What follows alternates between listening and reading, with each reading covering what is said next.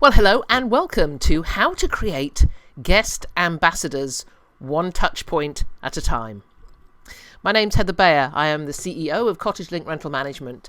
We are a rental agency in Ontario, Canada. We manage upwards of 180 cottages at any one time. Goes up, goes down, depending on people buying, selling. And we've been doing this for 17 years. And I've learned a lot in that time. I'm also the host of the Vacation Rental Success podcast. I hope you subscribe to VRS. If you don't, hop on over to iTunes or just Google Vacation Rental Success and you will find it. Go listen. There's over 300 episodes. In fact, at the time of recording this, we're up to about 312, I think. And I've interviewed just about everybody in this industry. So you are bound to find something of interest in there. And with my son and business partner, Mike Bayer, we co-founded Vacation Rental Formula. And we now have a third partner, and that's Jason Beaton of Airtight Marketing. Jason is a digital marketing specialist. And we are so delighted to have Jason on board. And if you come along to our Vacation Rental Formula office hours, which is entirely free to attend, every Wednesday at 2 p.m. Eastern time, then you will often see Jason on there. You can ask him questions about digital marketing. He's hugely helpful, and we would love to have you join us. This is Katie. This is Katie Hogan. She's 3 years old, and this is her favorite rabbit. And this photo was taken at a hotel called the Adair Hotel in Northern Ireland. And Katie stayed with her bunny. Did I say cat? Bunny. Katie stayed with her bunny and her parents at the Adair Hotel. And she went to breakfast on the last morning of her stay. And they then checked out. And it wasn't until they got home that Katie realised that she had forgotten her bunny. A couple of days later, in fact a week or so later, this is a headline that was on ABC News. In fact, it made headlines across the world. Stuffed bunny gets the hotel stay of a lifetime after girl leaves it behind. Because the hotel didn't just package the bunny up and send it back to Katie after they found out she had left it. They wanted to make an experience of it for Katie, and they therefore took pictures of the bunny in various stages of Bunny's hotel stay while she was alone in the hotel without Katie. And the hotel sent these pictures to Katie and her parents. So there was the bunny having a massage at the spa. There was a guided tour of the hotel and the environment around it by one of the hotel staff. Bunny got a high tea in the restaurant. Do notice that Bunny got a napkin. And there was a photograph of the bunny sitting with the concierge and helping out, having a little bit of a day being part of the hotel staff. This one really cracks me up because there's Bunny in a bed with a bunny-sized robe on and a chocolate, of course. And of course, while Bunny's in bed, taking some time during the day, she's watching TV. And of course, there is the ubiquitous chocolate. Finally, Bunny was reunited with Katie, and Katie's parents sent this photo back to the hotel to say, here we are, Bunny's back with Katie, and we're all super happy. How much do you think it cost the Adair Hotel to move Bunny around from place to place, take some photos? I am sure they had a whale of a time doing it. And in fact, we've actually done something very similar at our property management company. We saw this, then we had a little girl leave a stuffed toy behind, and the guest contacted us and said that little girl was distraught. Could we please send it back as soon as possible? And we did. But before that, we took some photos. We took a photo of the stuffed toy sitting in a canoe, sitting on the dock in a Muskoka chair, sitting around a campfire with a marshmallow, roasting a marshmallow, and another couple of photos. And we just did the same thing, sent it to the parents and the little girl with a note saying, we have dispatched the stuffed toy back to you and back to your daughter, but we thought she'd like to see how he's been enjoying his time while she was gone. And that it didn't quite go viral as in Katie's experience, but it certainly had those guests talking about it to all their friends, all their relatives and their co-workers, because we heard from them. We heard from some of their friends saying, we heard what a wonderful thing you did with this little girl and her stuffed toy, and we'd like to come and stay at your place. And we posted it, of course, on Facebook, and the pictures on Facebook, and that had a tremendous response. What we had done was created a guest ambassador, and it cost us nothing, or maybe something very minimal, to send a stuffed toy back, because we're certainly not asking the guest to pay for the return of that stuffed toy, because the marketing dollars that created was just amazing. We didn't have to spend money on marketing to bring a ton of traffic to us, because that little girl had done it by leaving her stuffed toy behind, and our very, very limited actions in getting it back to her. So what are you going to take away from this session? We're going to talk about how you can touch your guest emotions, how you can turn them from interested to committed, how you can contribute to lasting memories, and how you can create raving fans, because you have the power to do all these things. And as in one of the other webinars we've done, the Secret Service Advantage, these things that you can do cost very little or have no cost whatsoever. It just takes a little bit of creative and lateral thinking, and I'm just going to help you along the way with that, because I'm going to show you 7 touch points on the customer journey. You've probably heard of these 7 touch points before, but I want to cover the things that you can do during those touch points to create guest ambassadors. Now, before we kick off, what is a guest ambassador? The guest ambassador is the one that goes and posts on Instagram the moment they've walked into the house and have that wow reaction. The guest ambassador is the one that raves about you to their co-workers when they get back and they say, we've had the most amazing vacation and you would not believe what this company did for us. Or even before, and we're going many of these touch points are before they go on vacation. You can have your guests become raving fans way before they've actually got to their vacation at all. So the first one is destination planning. So you're going to help them in finding the right location. Then we're going to look at property search, the way we look for properties, the booking process, what happens at pre-vacation, that time between booking and the vacation itself, their arrival, and while they're on vacation, and finally the post-vacation phase. So you have opportunities at every single point on their vacation journey, and it's their vacation journey doesn't start when they arrive at your property. It arrives right at the very beginning when they are planning where to go. Alan Egan from Vacation Soup has this wonderful phrase. He says, people don't go on vacation rental.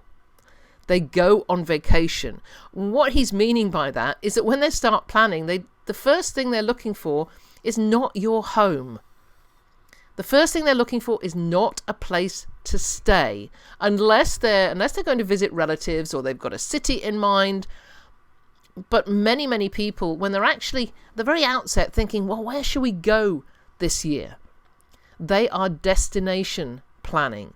And if you can insert yourself at that point and say, here we are, this is a great destination, and these are all the things you can do and see, and here we are when you're looking for accommodation as well. Because this is one thing that the OTAs cannot do. They certainly don't have enough money to be able to market and talk about every single destination on the planet. That's up to you. And if you can create a name, a brand in your customer's mind at the time that they're destination planning, then there's a good likelihood that they're going to come back to you when they're looking at their accommodation. I am a guest ambassador for this site. It has changed a lot over the years. Discover Eleuthera Bahamas. And I found this site years ago, and probably going back, I would say 7 years, around about 7 years ago. And we decided to go to the Bahamas, and I hadn't been to the Bahamas before. And we were going with Mike, my son Mike, and his wife Andrea, and their small daughter. At the time, Aria was about 5 months old. And we decided we'd go to the Bahamas. But we'd never been before. I mean, we'd heard it was a great place to go. And then we started looking at maps, and oh my goodness, there's all these little islands. And each one seemed to have, different things that you could see and do. So our main things that we wanted to do was to go on a beach. We wanted to take Aria to a beach.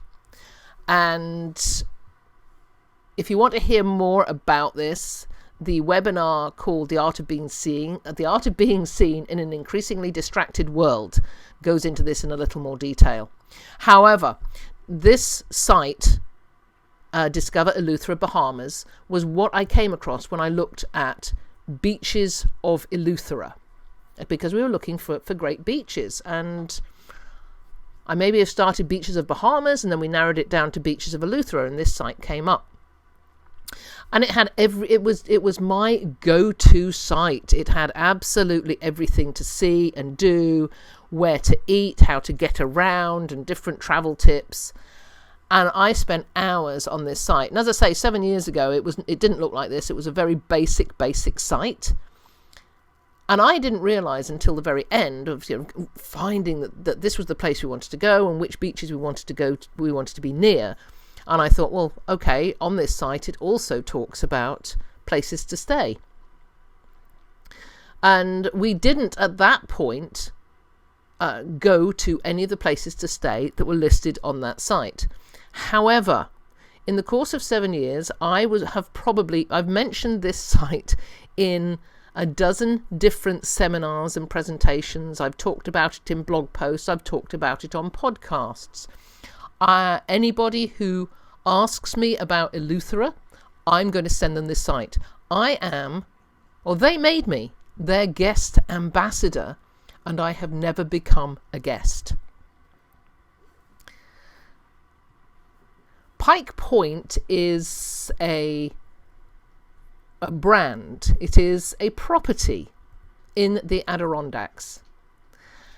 And the owner of the property has made the perfect website to demonstrate destination planning. Their website has places to see, what to do. They've got a top 10 list. There's activities, and there are a ton of videos. And when I say a ton of videos, I mean, at the last count, I think there were probably 30 plus videos from different parts of the Adirondacks around Pike Point. It's definitely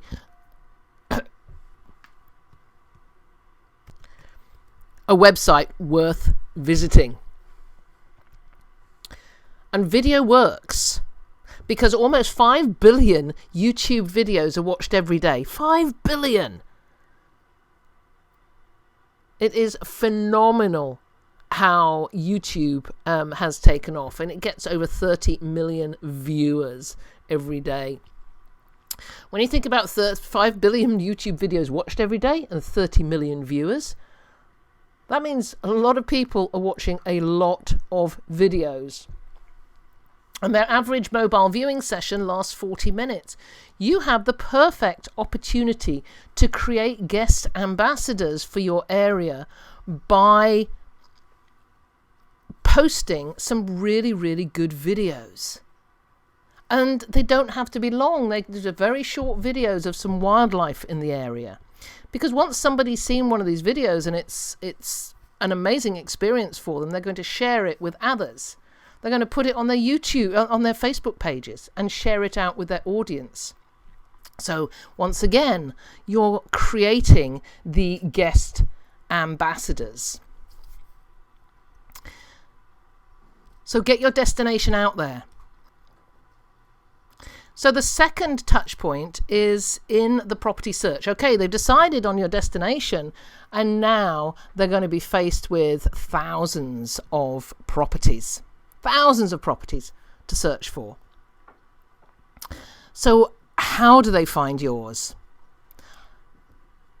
The first stage of understanding how people are going to find your property is knowing your persona, is knowing the person that you are targeting with your listing, with your website, with the text you use, with the photos you use.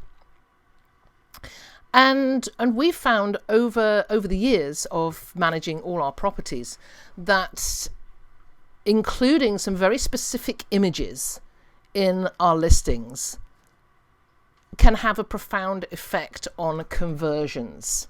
You know, we've done some A/B testing where we've had a particular photograph in some of listings and not in others. And then we found that our persona, our chosen persona for that property, is converting more from one site than another, and that's the one with a specific photo. Now I'm showing this one here, which is a photo of taken at a property that welcomes pets. So it makes it very clear in this photo that, you know, there's a towel, there are a couple of dog bowls, it's a little pet area, and even to the side on a little hook there's the poop bags in a little container. So anybody that's got a pet and is looking for a pet-friendly property, and they've got a ton of similar properties to see that they are looking at, they see this one, it's going to stand out from the others because it clearly welcomes their pet.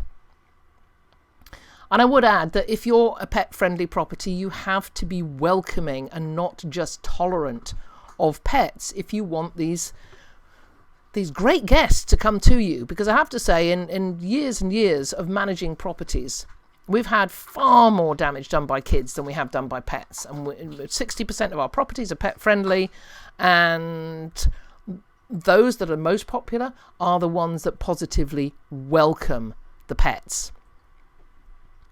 So if your persona, let's say your persona is a couple that loves to cook, and they have mentioned it in many times in emails and inquiries, and you know you have this vision of this person that wants to come to your place and wants to cook.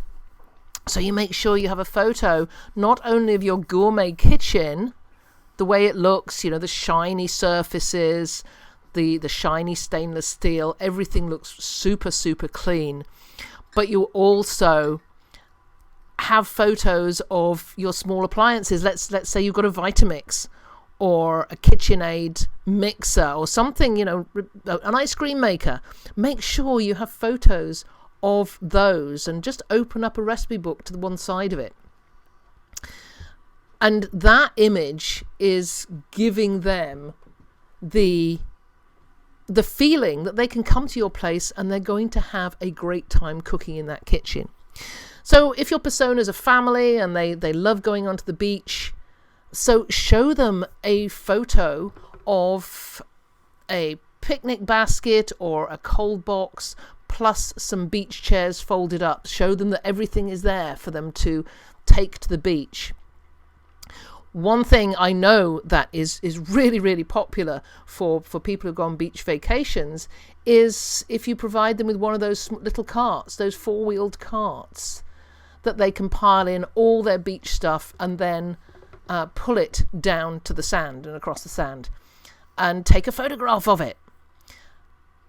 So think about your uniqueness and how you are focusing on your persona within the images that you put on your website. I mean, are your images amazing but a little bit blah? It's just, perfectly proportioned property with lovely decor, but is it attracting your persona? So have a good think about that. This is a great touch point.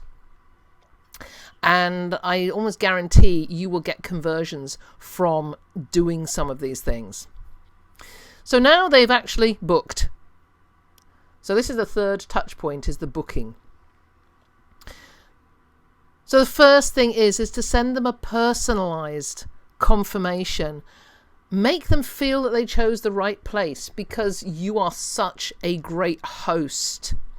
So use their names, use their first names, respond to any questions that they have asked, and make sure you don't miss out any questions. Comment that you believe that they've chosen just the right place and this is the reason why. And then you can ask questions of them and send them something of value to their planning. Tyann Marsink is an absolute ace at this. She will send them a card. It's usually a custom card, postcard through the mail that thanks them for their booking and gives them a little snippet of information, something that they can use in starting to plan their stay. So the fourth touch point, and I love this is in the pre-arrival stage. I have found in most of the places that we've stayed at over the past year or 2 years is that between the point of booking and arriving, it's crickets.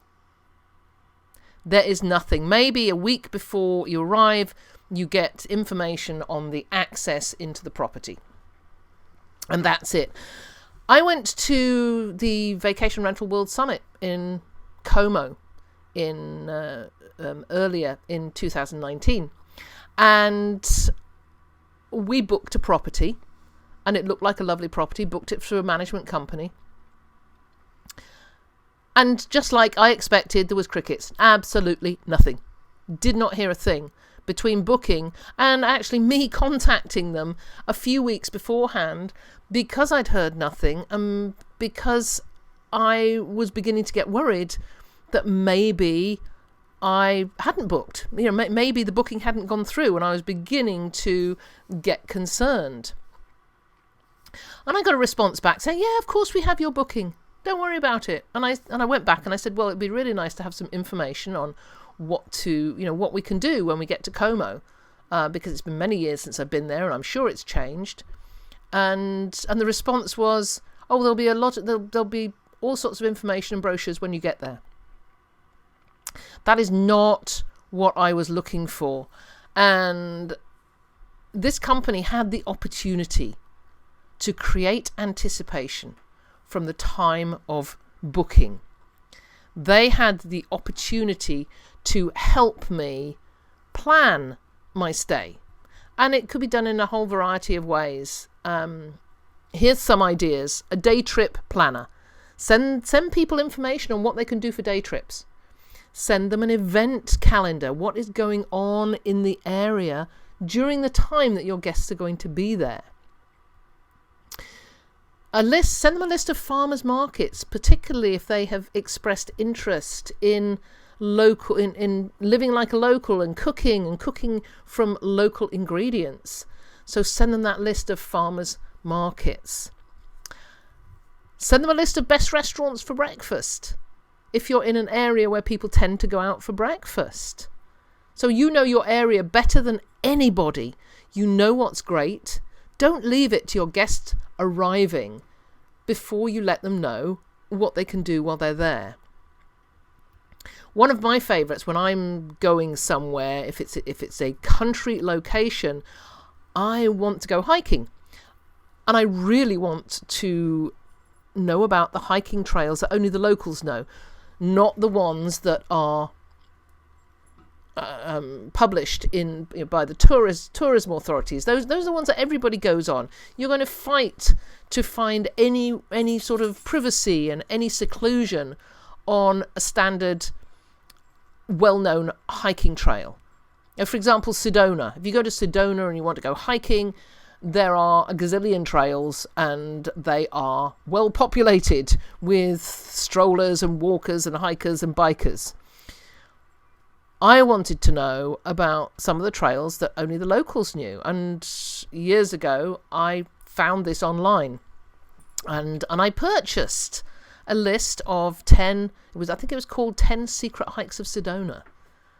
And I was so excited about this, and the list had descriptions of the hikes, where you started, where the trailhead was, points of interest along the way, where the nearest watering hole was, where we could stop for a drink, or the nearest cafe at the end of the trail.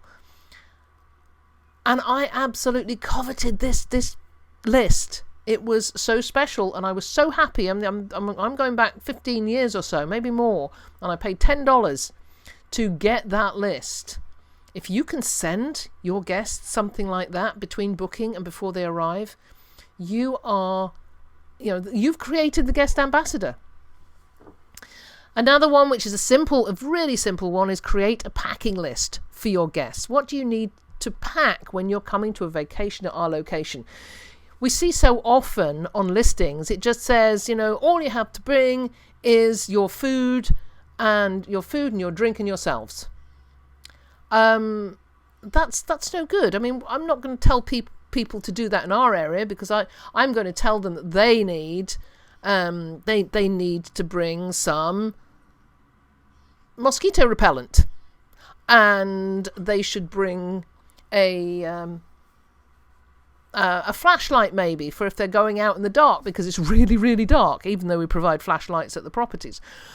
But we provide them with a packing list that gives them all the information on things they should bring with them that may or may not be included at the property. So create that anticipation and give it to them on the drip. So you do it drip by drip by drip over the course of the time between booking and between arrival. And you can use this with an email automation sequence, so that you can, with many of the email automation programs, you just set it and forget it. You can tell it what date your email automation is going to start, what date it's going to finish, and the automation process, the sequence, will just send out those emails automatically during that time. So this is not a hugely difficult thing to do. There's going to be time spent in creating your content, creating the emails that are going to go out. But once you've done it, it is there. And as I say, you're creating those guest ambassadors. So the fifth touch point is on arrival. And it was very interesting because I've done a presentation alongside Andy McNulty and Tyann Marsink from TouchStay, and we did a wonderful presentation on love languages and how they apply to our business. Now, if you haven't read Gary Chapman's book, The 5 Love Languages, you probably have no idea what I'm talking about, and I will probably do another webinar that covers all of those. But if you do, Tyann did a survey to find out what the most predominant love languages for our guests, and actually the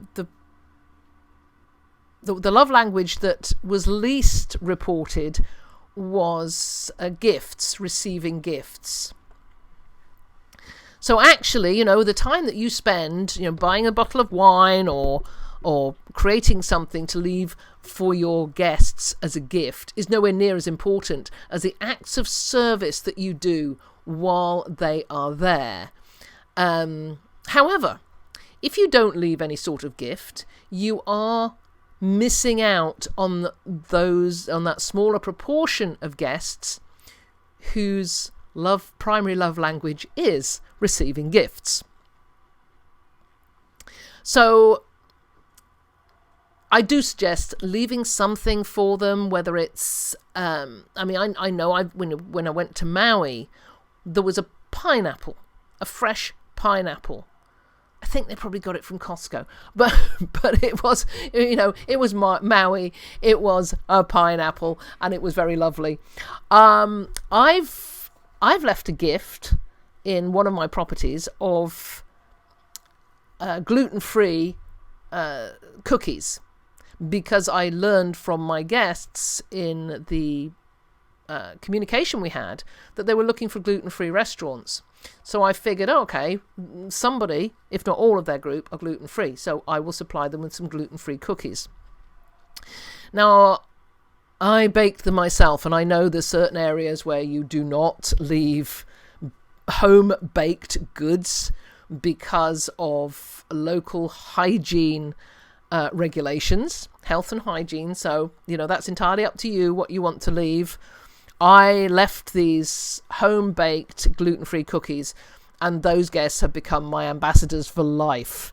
They just thought that was the most amazing touch, and they talked about it. They took photo of this and put it on their Facebook page, and that was shared out to all their friends. That's the way it works. But you could simply leave just a personalized welcome note, a handwritten note, or a welcome text. They've arrived, so you send them a quick text and saying, hope you arrived safely, hope your journey was good, and we're hoping that you have the most amazing stay, and if you've got any issues, just let us know. It's a nice way of acknowledging that your guests have arrived and that you're thinking of them. At Seabreeze Cottage, Mike and Andrea had a chalkboard, and it said welcome to Seabreeze, and they just had their caretaker put their guests' names on it, and always included the pet's name as well. They'd found out the pet's name, so that was included in the welcome note, the welcome chalk, I guess. And we had these comments from guests who said, we walked in, my daughter said, oh, look, Mummy, our names are on the board. It's that sort of impact that you're looking for. So number 6, the 6th touch point. So they're on vacation. And really, I can't say more than you've got to be responsive to any issue that might come up during their stay. And not only that, but you've got to follow up as well to make sure it was handled, particularly if you are a hands-off property manager or you're managing from a distance. You hear of an issue, your caretaker goes in, a plumber goes in. Always follow up to make sure it was handled well. Years ago, I was on vacation. I believe it was in Costa Rica. We met up with the property manager of the property we were staying in. And he was talking about this, and he was saying that it doesn't matter how small the issue is.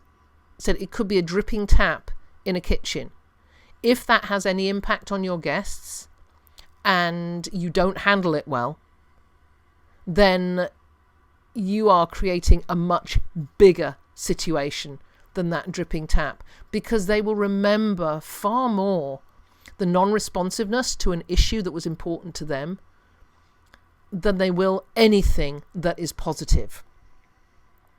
So always remember that when a guest has an issue, it's an issue that is important to them on vacation.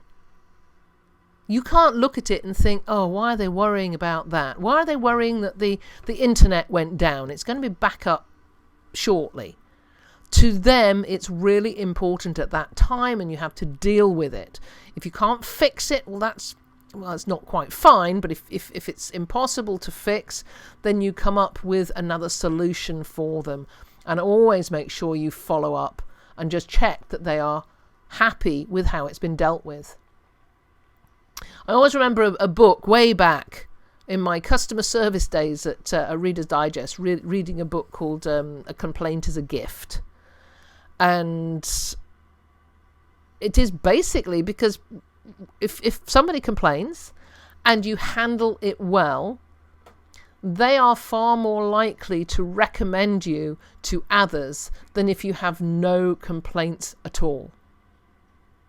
So actually the people that I'm not saying you want to encourage complaints, but if you get one, see it as a gift, because the way you handle it can deliver so much more to you than not having that complaint at all. And then while they're on vacation, the other thing to do is to send, if something happens in the area and you think that they would like to know about it, you send them a quick text. We thought you'd like to know. A while back, while we were living in a southern, more of a southern area of Ontario, a moose suddenly appeared one day in a field close to one of our properties. Now, a lot of people say that going on vacation in cottage country, that they want to see a bear, but most of all, they want to see a moose. We all know that moose exist up in the provincial parks, and for many people, it's on a bucket list to actually see a moose. And this moose just turned up in this field, and it was there for about 2 weeks. But we wanted to make sure that our guests knew about this so they could go out and they could take pictures of the moose. And it did finally move on. But while it was there, our guests were so thankful that we'd given them that opportunity. Because if we hadn't sent that quick text, oh, by the way, if you go down this road, you'll probably come across a line of cars with people taking pictures. And there is likely to be a moose in the field. So that is just a nice thing to do if you hear of something. I mean, more recently, we had some severe weather warnings in a particular area, and we knew that we had guests, and we just called them and said, "Oh, by the way, there's some severe thunderstorms on the way. We thought we'd let you know. So if you've got anything outside you want to bring in, can you just do so?" And they were so grateful for that, because they had a ton of stuff that they'd left outside and they were going to go out. So they were able to go and get everything in, and were very thankful for it. So you can do a lot of stuff while they're on vacation without intruding too much on their vacation time. Number 7, the last touch point is after the vacation. And a lot of people forget this. You know, their guests have gone, they've left, you've left feedback perhaps about them, they've left feedback for you. So, you know, maybe you've asked for some feedback, but there's a lot more you can do. Going back to the Adair Hotel, how often do we have people who leave something behind?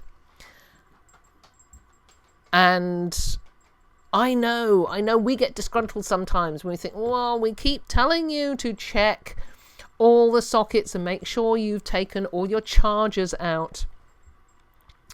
But we had one this last summer, and it was a call we got on a Saturday afternoon. So the guests had left at 11 o'clock. They got home, and it was a lady saying that her son had left a charger for a particular phone, and she said, "You can't get these chargers." And he is so upset, and we're just not able to turn around and drive back for it. Is there any way we can get this charger back to him as soon as possible? And the new guests were in. However, we were able to connect with them, just ask them if it was there, and we sent our caretaker round to pick up the charger, wrap it up. It was in the mail the following day, and we didn't charge for it. There are times we do. I'm not advocating that you never charge to send an item back, because I think there are times, particularly when, and we've had some demands from people about returning items, and I guess we have taken umbrage at the way that the demands were delivered. However, in general, if it's a small item, it's not going to cost a lot to send it back. This does create guest ambassadors, and if those guest ambassadors will bring you a couple more guests, it's a far greater value than getting your $14.95 back for sending the item back. So think about that. Think about it as an investment in marketing. And if it's a $15 postage fee, is when did you last spend less than $15 or less on marketing? Everything that you do in marketing costs a lot of money, and you're never quite sure what you're going to get back for it. So if you're sending an item back and it's costing you $15, and those grateful guests are going to tell people about it because, perhaps it's not an experience they've had before in having that great customer service, then it's of greater value than holding out for a postage and handling charge. And then there is that question, how can we help you find the best place for your next vacation? If you're a property management company, absolutely. You get back and, you want to bring them back to you. And you can also add, how can we help you find the best place for your next vacation? And we'd love to help your family, friends, and work colleagues do the same.